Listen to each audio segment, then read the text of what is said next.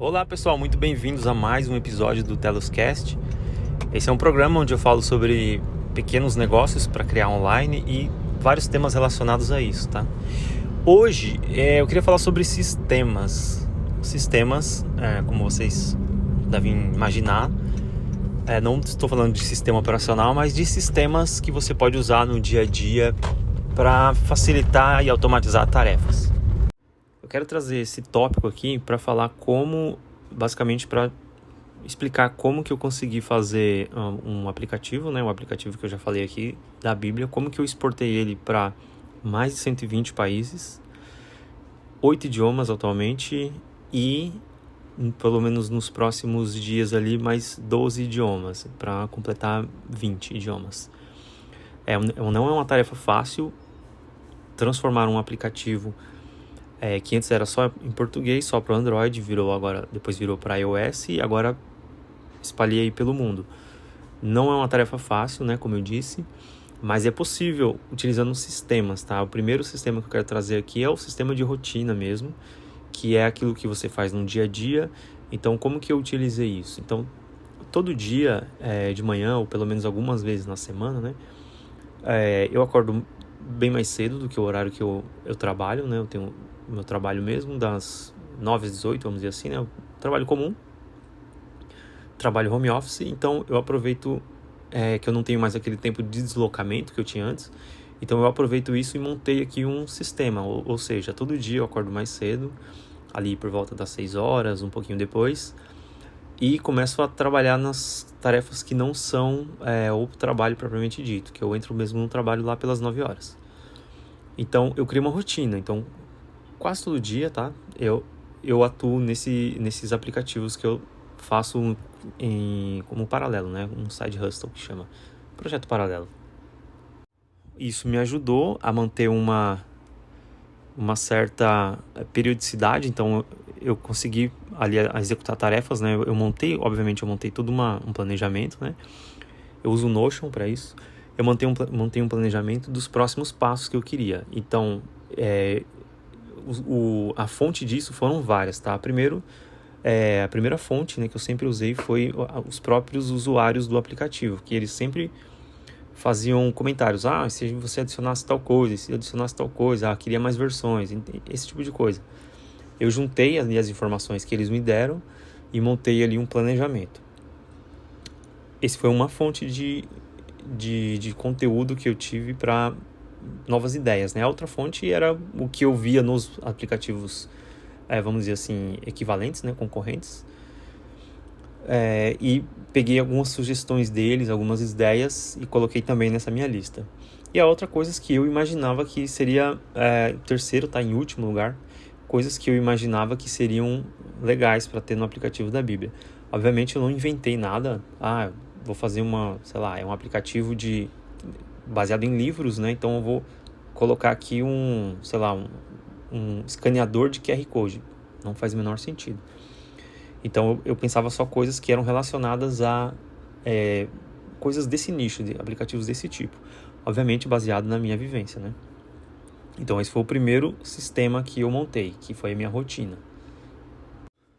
E o segundo, que me ajudou a levar esse aplicativo para muitos países e vários idiomas hoje, né, foi a automação de tarefas. E como que eu fiz essa automação de tarefas? Primeiro, eu ainda coloco mão na massa, né? Então eu faço o código mesmo do aplicativo. Só que tem muitas tarefas que são extremamente trabalhosas. Por exemplo, pegar uma versão de uma tradução, né, do livro, da Bíblia, e transformar isso num banco de dados que eu consiga ler no aplicativo. Isso é uma tarefa extremamente trabalhosa. Porque tem várias formas de você... Os arquivos que você baixa, né, as traduções que você baixa, existem em N formas. Eu encontrei alguns sites que tinham isso em poucas formas. Na verdade, tinham 2 ou 3, né? E aí, o que eu fiz? Eu montei um script em Python que pegava essas traduções e transformava direto já no SQL, que é o que eu precisava para o banco de dados. Então, eu fiz essa automação toda de tarefa. Demandou um tempinho, um bom tempo, na verdade, né, para eu pegar todos os padrões, né, os 3 tipos de input, vamos dizer assim, que são as traduções lá de como que eles estavam. Para você ter uma ideia, eram arquivos de textos, cada um configurado de uma forma diferente. Então tinha arquivos que vinha tudo num arquivo só e num determinado padrão ali, linha, só que um determinado padrão. Tinha um outro que também era um arquivo só, mas que vinha com um outro determinado padrão. Então no meu próprio script eu verificava qual que era o padrão e já executava o script inteiro, que transformava no SQL de acordo com o padrão lá, e ele já pegava tudo e transformava todos aqueles arquivos de texto em linhas do banco de dados para eu criar o banco de dados que eu utilizava no aplicativo. E tinha um terceiro tipo, que foi mais complicadinho, que são vários arquivos. Então, cada livro era um arquivo, ou às vezes cada capítulo era um arquivo. Então, deu uma complicação a mais.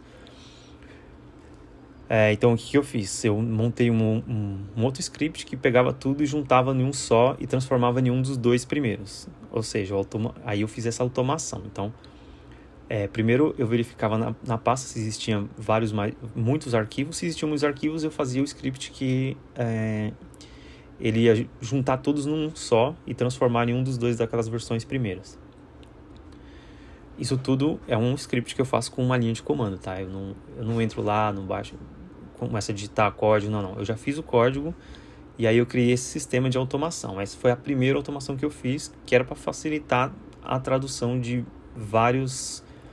a transformação de várias traduções em arquivos que eu ia precisar no aplicativo. E a segunda automação nesse sentido foi a automação de screenshots para a loja, que eu precisava também.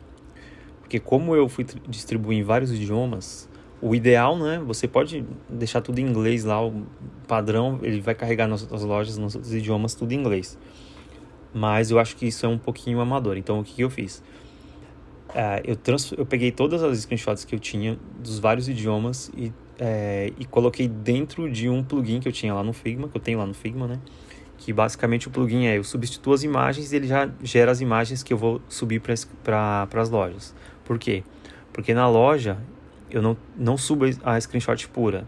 Eu subo dentro de um template que tem imagem, às vezes tem um textinho, tá? Um template bem bonitinho. Então eu vou lá, pego as imagens que eu tirei do screenshot e que eu peguei no screenshot e jogo lá. E esses screenshots eu tirava já em tempo de validação, né? Então eu fiz essa automação. Eu peguei assim, ó. Adicionei um novo idioma, então eu tinha que primeiro traduzir os textos do aplicativo, né? Que é busca, que vira search, etc. E, telinha inicial, Bíblia, que vira Bible, configuração, que vira settings, e etc. E isso para todos os idiomas. Uma vez que eu peguei e traduzi tudo isso, todos esses textos estão num único arquivo, né? Então eu jogo lá no chat GPT e traduzo tudo. E aí faço uma verificação de alguns textos que eu sei que, dependendo do contexto, estão diferentes, né? Então eu vou lá e junto o chat GPT com o Google Translator, né? Só para ter certeza que aquela tradução vai ser de acordo com o contexto, né? E aí, nesse tempo em que eu fazia essa tradução, jogava no aplicativo, executava o aplicativo no idioma destino, né? E aí, nesse tempo que eu estava validando os textos, eu tirava screenshots. As screenshots eu pegava e subia no plugin do Figma, que já gerava para mim todas as imagens da loja. E aí, essa automação me economizou muito tempo, porque imagina que se eu tivesse que todo novo idioma, tirar todo o screenshot, baixar, editar todas as imagens para colocar elas no padrão e depois subir, ia dar um baita de um trabalho. E o terceiro sistema que eu utilizei, que eu estou utilizando hoje, né, sistemas de conteúdo. Por quê? Porque eu estou, a partir desses trabalhos que eu estou fazendo, eu estou gerando muito conteúdo, né? O podcast é um deles. Então eu tenho um sistema para gerar esse conteúdo, que basicamente eu tenho posts que eu faço lá no LinkedIn ou no Twitter, por enquanto só nessas duas, ainda não comecei a postar, por exemplo, no Instagram ou outras redes sociais, né? Basicamente o LinkedIn, porque eu tenho bastante seguidor lá, então eu foquei nessa ferramenta. E aí eu eu tenho postagens de conteúdo lá, postagens de texto e o podcast que você está ouvindo. E todos esses três, eles são basicamente a mesma postagem, tá? Então, o que eu faço? Eu tenho uma ideia para o podcast, então eu gravo aqui, por exemplo, eu gravei estágios do sofisticação de mercado. Isso foi a partir de um post que eu tinha feito no LinkedIn e no Twitter. Ou seja, eu estou fazendo um sistema onde o conteúdo ele tem uma fonte única, né? Então, assim que eu tenho um conteúdo, eu já transformo aquilo ou no texto ou no áudio, que é o caso do podcast. Bom, por hoje é isso. Espero que vocês tenham gostado do conteúdo. Até a próxima.